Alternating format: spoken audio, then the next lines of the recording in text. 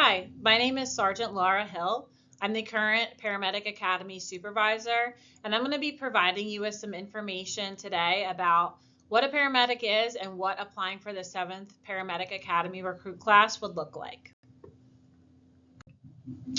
The session overview for today, I'm going to talk to you about paramedicine and employment with Newcastle County. That's going to include the job description itself, benefits that we have here that are unique to us, some different opportunities that Newcastle County offers that you will not find with surrounding agencies, and then we're going to highlight our core values at Newcastle County EMS. I'm also going to take you through the path to selection and how to be successful in our process. That's going to include the academy overview, what the application itself looks like as far as the process is concerned, and then common errors to avoid through the process as you submit your application and move on. Lastly, I'm going to be providing contact information through our Office of EMS Recruitment. So I don't want to assume that any of you know exactly what a paramedic is. So I'm going to start there. So a paramedic is the highest certification in the emergency medical services realm. Occasionally you'll find pre-hospital nursing, but across the country, the paramedic is that highest level of certification, and we are responsible for everything that transpires outside of the emergency room. We are essentially an extension of that emergency room, working underneath the physician's medical license, using standard protocols that involve both basic and advanced skills. To become a paramedic, it takes about 1,000 to 1,200 hours of training to get certified. We provide advanced, urgent, and life-saving care in any type of setting. I can look back on my own career, and I've been in all types of different circumstances, boats, snow, ice, you name it. It doesn't matter what is going on.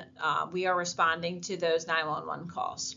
Common emergencies that we are dealing with as paramedics include heart and respiratory emergencies involving cardiac arrest as well and CPR. We deal with pediatric emergencies, labor, delivery, maternity type emergencies, and then any trauma, significant trauma that you can think of, paramedics are involved in that care. I'm going to cover what being a paramedic in Newcastle County looks like. So our agency is a multi-jurisdictional county municipal intercept service. So what does that mean? So in the state of Delaware, state law mandates that 2 paramedics respond to every advanced life support call. So you will see 2 of our providers driving around in vehicles just like the one on the screen, responding to advanced life support or paramedic level calls. We meet up with our basic life support partners who bring the ambulance at a 911 call, and then we work together to provide care to whatever individual is in need of our services. So we may get into the ambulance, transport the patient in the basic life support ambulance, and then get back with our vehicle at a later time. But that's what it means to be an intercept service.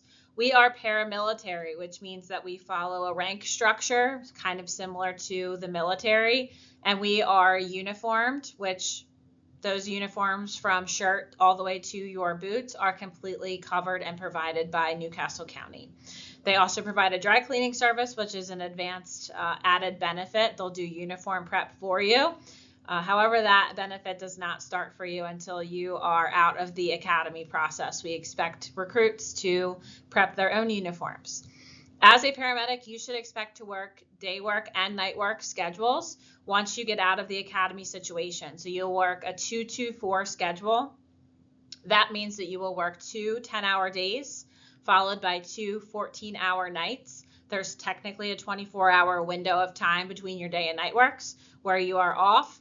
And then you have 4 days off following your last night work. So the hours are 08 to 1800 hours for a day work, 1800 hours to 0800 hours for a night work. And that schedule just kind of rotates throughout the calendar year. So you will work weekdays, you will work weekends, you will work holidays. If your 2-2-4 schedule falls on whatever day, that's when you're expected to show up to work. But it's basically 4 days of working and 4 days off, which is pretty nice. We are nationally accredited since 2009 through the Commission on Accreditation of Ambulance Services, or CAS. And what that means is we basically open up our agency completely, including policies, procedures, files, equipment, protocols, Personnel. Everybody is open to scrutiny from the accrediting body. They come through and review everything, make sure that everything is squared away, and we apply to maintain that accreditation status. We have been successful at that since 2009. We were the first agency in the state to become accredited, and that is something that we are extremely proud of. We practice very high performance medicine in Newcastle County. We are renowned across the country as one of the top performing agencies nationwide. We have a very progressive system with pretty aggressive protocols that really allow us to practice medicine as paramedics. I would say that's very desirable in an agency, and we have that here in Newcastle County. We're able to do that because we have a quality assurance and quality improvement program. So we're going through all of these calls, looking for areas of improvement and making sure that we are meeting the mark. We have paid and scheduled continuing education, which is honestly a benefit that a lot of providers could potentially overlook if they were unfamiliar with other systems. Usually paramedics are required to maintain their own certification and get their own continuing education. So our national registry status, which is what you are required to hold here as a paramedic, requires a certain amount of continuing education. Most agencies make you figure that out on your own. Newcastle County not only plans it for you, but also pays you to attend it. So one of those 4 days off that I had previously mentioned, you would be scheduled to come in for continuing education. You'd come, listen to the classes, just attend, get paid to show up, and then our training coordinator actually manages your continuing education profile for you. So this is a very underrated benefit that we offer here at the county. We also have dual provider units. So what that means is it's actually a state law in Delaware that 2 paramedics respond to every 911 emergency. That allows us to really continue practicing that high level of care. You have a partner next to you that you can really work through complex medical cases and make sure that you're delivering the best level of service. We have plenty of opportunities for you to practice in Newcastle County. We're going on over 38,000 calls for service every year, and that number is on the rise. So plenty of opportunities to get involved in really complex medical cases. Unique to us is that we have all types of different situations within our county, both urban, suburban, and rural environments. And each one of those different types of locations and settings brings different types of emergencies. So for example, farmland down in Middletown, that brings certain types of emergencies with mechanical equipment, etc. So you have the ability to really see a broad spectrum of emergencies just working in the county. Our county is about 437 square miles, and we serve over 500,000 residents, not to include individuals who come into our county for business every single day. So one of the unique benefits of Newcastle County is that you do not just have to go on 911 calls for the rest of your career once you're employed with us. You have the ability to get involved in some special operation opportunities. They're listed here on the slide, but I'll just explain a couple of them to you. So the Tactical Emergency Medical Support Team is in the bottom right-hand corner photo. They are assigned to the Newcastle County SWAT team. They have specialized training that they provide medical care and support to the police as well as civilians in those types of very unique environments. Honor Guard, they're in the top left-hand corner. They attend special ceremonies and services. They go to parades. They do line of duty death funerals, those types of things. Again, more specialized training that they are able to go out and do. You'll see the bike team in the top right-hand corner. You'll see them at a lot of our community events, Delaware Marathon, any of the opportunities that the county offers, like Sleep Under the Stars and things of that nature, where the terrain might be a little bit different. We'll have paramedics out on bikes rendering care to the county in that regard. Technical Rescue is one of our newer teams. They get involved in specialized rescue situations like high angle or confined space. Lots of training that goes into that as well, all paid for by the county. And it gives you the opportunity to really get involved with medicine in those different environments, which makes it a really cool opportunity. And again, there's special events that go on throughout the county it seems like almost every day, but Newcastle County paramedics are involved in those as well. There's a lot of career development opportunities at Newcastle County. We do have a rank structure, which means that by just doing a good job, getting good work evaluations with time, you will promote up through our rank structure all the way up to the rank of paramedic sergeant. That's when you actually have to enter a competitive process. But up until that point, all of those ranks are built in with basically good work performance and time and grade. So each one of those ranks also comes with a raise, which is a really nice benefit. There's other opportunities, public information officer, putting out media releases, getting involved in our social media, doing community outreach, which I'm going to actually spend time talking about momentarily. Field training officers, bringing up the newest of paramedics in our division and making them capable of working alongside of us. Recruiting, mentoring, and doing background investigations, leadership development training that they will pay you to go to. Any training that you find that you are interested in attending that is work related, you can apply for the county to potentially cover it, and they will send you to that training. Instructorships that are required, you can get paid to go and get that certification and then instruct it at the county. And then you can become involved in the Paramedic Academy, which is one of the courses that I took in my own career. So let's talk salary. So the entry level position numbers are listed on the screen. And what you'll find is that there's about a $30,000 range. The best explanation that I can give you for why there's such a range is that there's a lot of built-in overtime and shift differential that occurs within that 1 to 2 year time frame of you coming on with employment with Newcastle County. So for example, the field training shifts that you will attend in the academy, we will actually put you out there for an entire day work. So a normal work day is 7 hours. You'll get an additional 3 hours of overtime that is just built into your academy schedule. So that's really why you'll see such a increase, a fluctuation in numbers of about $30,000. There's no way for me to pinpoint exactly what that's going to look like for each recruit. So that's why there's such a broad range there. But the other thing that I want to point out is that there are contractual merit increases through the union for the first 10 years of employment. So every year for the first 10 years, you get a 5% raise. And that is completely separate from the rank structure. So if you get a promotional year where your first 3 years of service, you get paramedic first class and you're hitting a merit increase, that's a substantial pay raise, a 10% year for you in raise that you'll see as you just kind of climb through our system, which is very nice. Employee benefits that we offer, the baseline package is that we are unionized with a pension plan. The union is associated with AFSCME, and there are some college benefits associated with the union. So potentially completing your associate or bachelor's degree, they have opportunities for you to apply for tuition reimbursement. We have paid sick and vacation time as well as 13.5 holidays. You'll be afforded the ability to have health, dental, and life insurance. There is a 60-day waiting period from the time that you are hired, 60 days from that time frame until they kick in. We have access to a 24/7 fitness center, and then we send you annually for a physical exam through our occupational health provider. Additional benefits that are optional at no cost to you is joining the credit union and blood bank.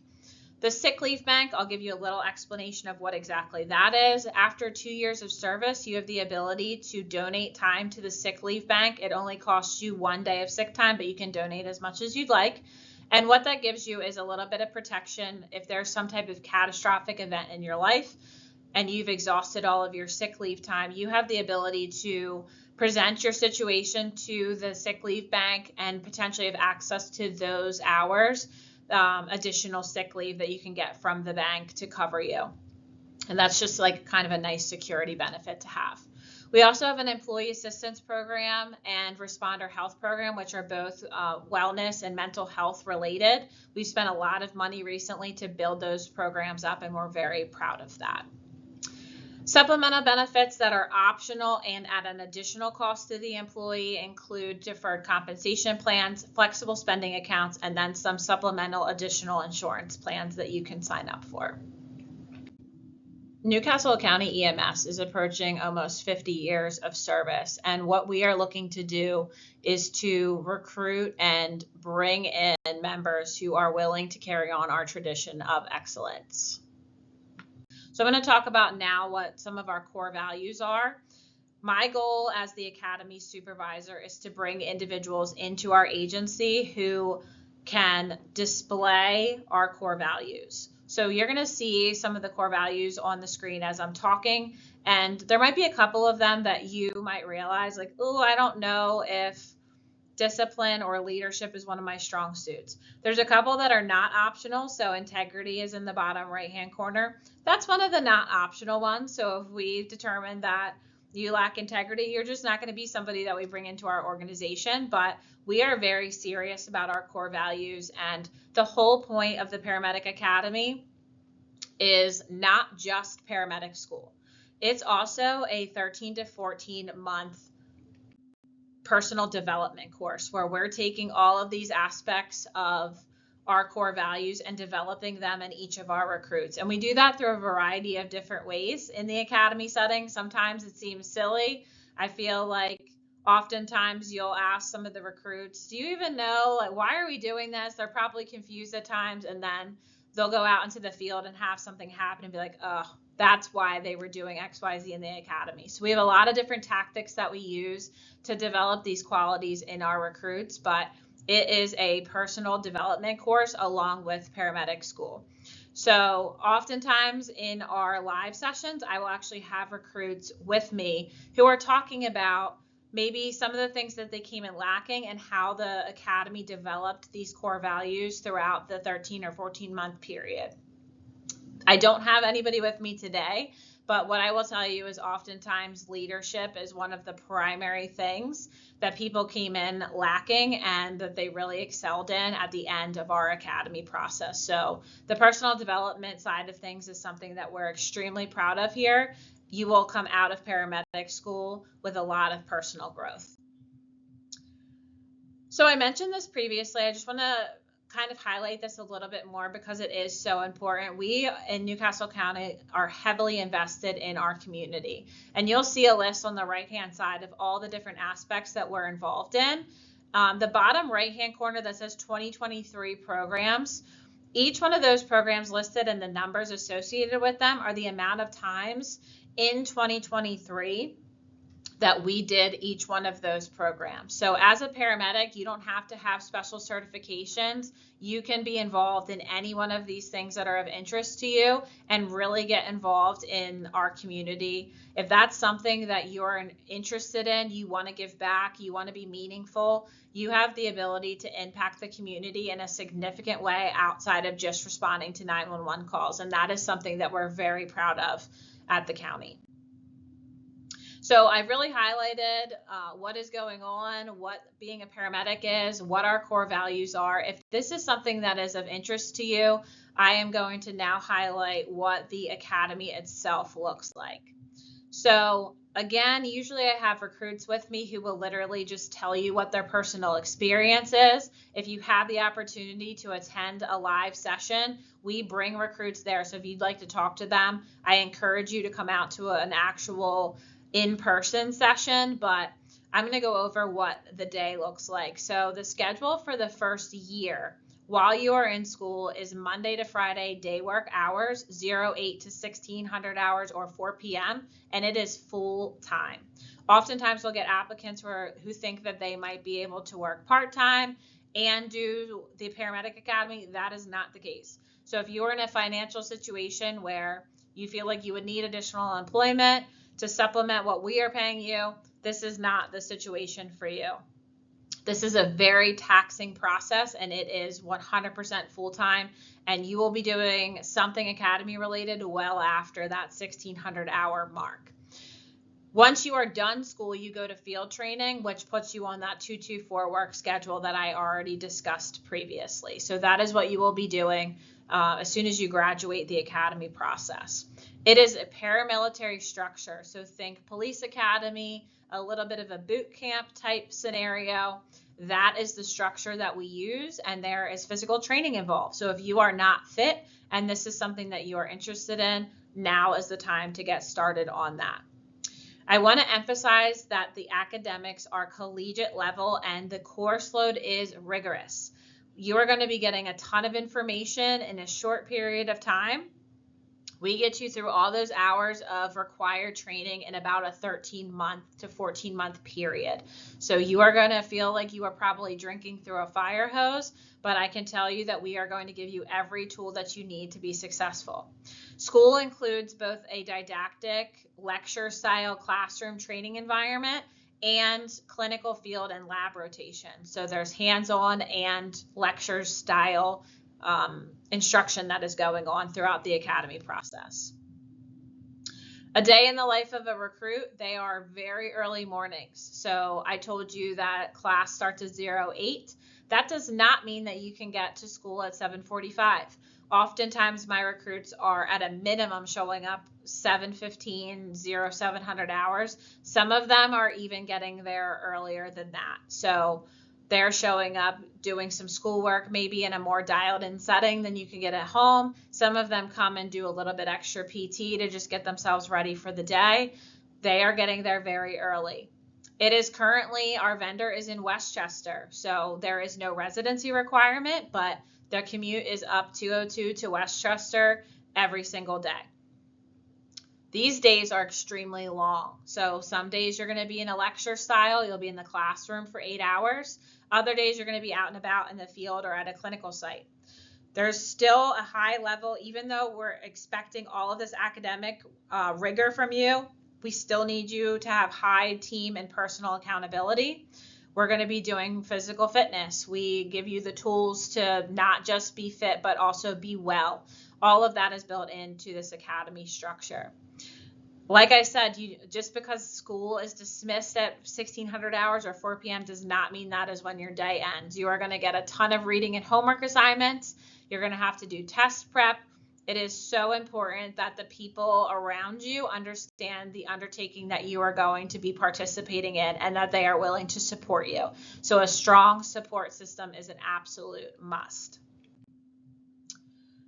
This is a large time commitment. I am asking essentially for 13 to 14 months of your life where everything is kind of put on hold.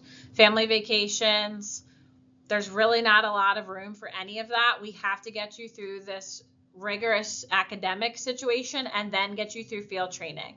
So once you graduate, you're going to go to field training, and field training usually on average takes about 6 to 9 months, depending on how much experience you have.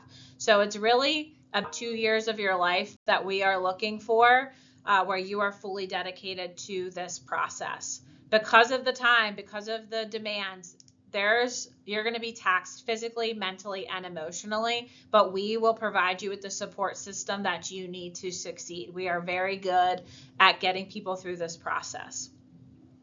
Part of my job is to simulate in the academy setting the rigors of being a paramedic. So I'm going to be doing things throughout the day-to-day that promote habits and your personal growth so that you can be successful as a paramedic and have a successful career. And we use the regimen of the police academy style environment to develop those traits and values. So if this is of interest to you, if you are interested in being a part of the team of being one of the best in the country, I'm going to go through what the application process looks like. So the first step is to apply online. You are going to go online and look for the paramedic entry-level candidates for paramedic training. There are usually 2 applications there. One is for certified. That is not you. If you have a paramedic certification, you do not need to go through this academy situation. We have a Ready Medic opportunity available for you. This is not for you. This is for people who are not certified that we are paying to go through training. So minimum qualifications for that, you have to have 3 years of experience operating a motor vehicle. You need to have a high school diploma, GED, or equivalent combination of experience, education, or training directly related to the required knowledge, skills, and abilities. So if you are not sure if that is you, apply and we will have one of our individuals contact you.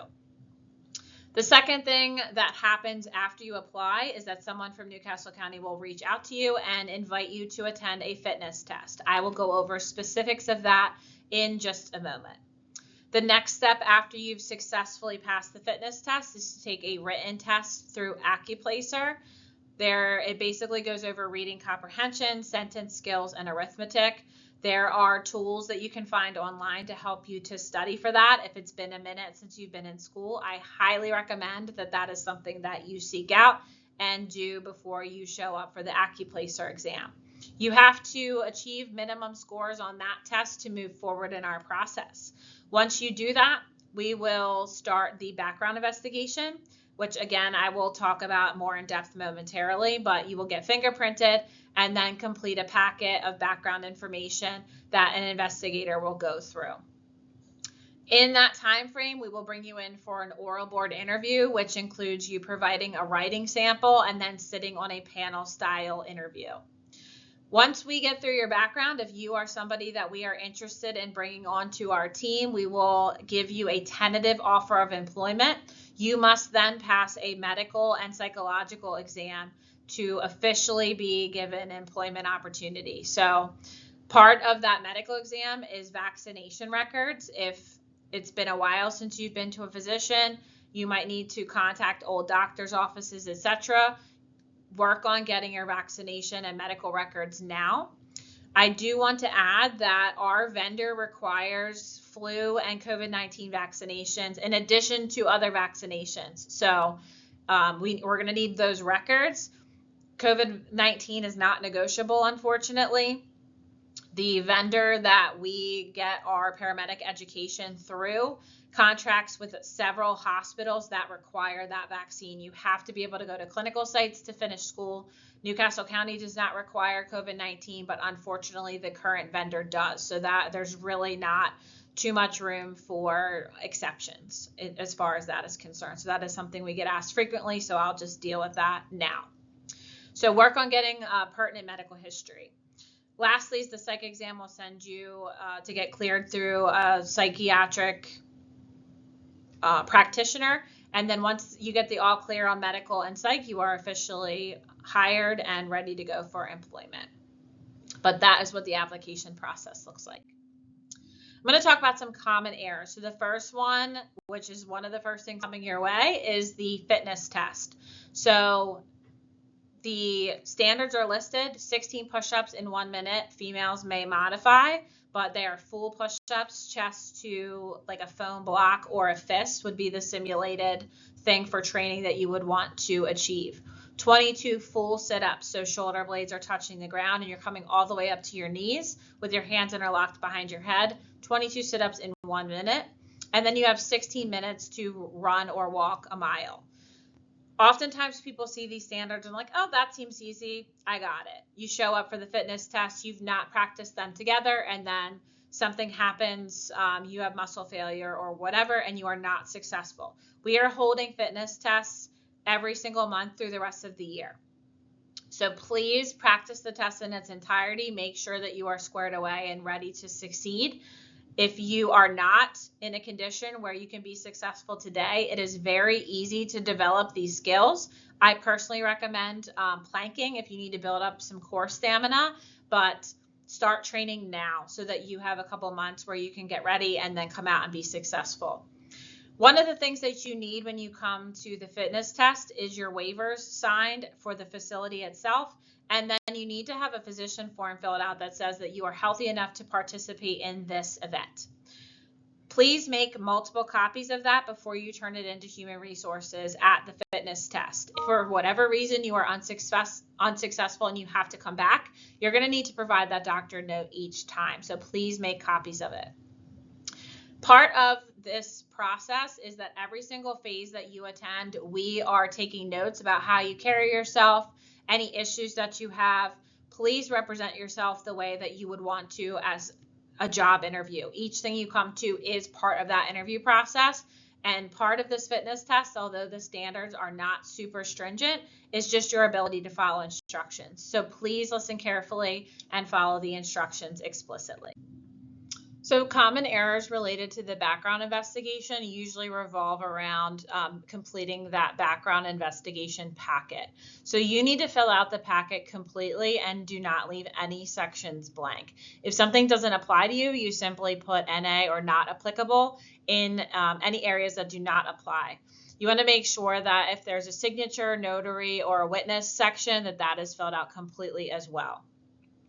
Please make sure that the packet is legible. It should be sent to you in a PDF style format that you are able to type into. But if for whatever reason you decide to print and handwrite your packet, please make sure that it is legible. I will not take the time, my background investigators will not take the time to decipher your hieroglyphics. So if it is not legible, it will be placed to the side and we will get to it when we can get to it. We also don't want to call you back and have you come in and redo anything. So please just make sure that whatever you submit is a good representation of you as an individual. That includes if the paper's crumpled, has stains on it, smells, any of those things. If you spilled coffee on it, you should probably reprint it and start over. What you submit is a representation of you.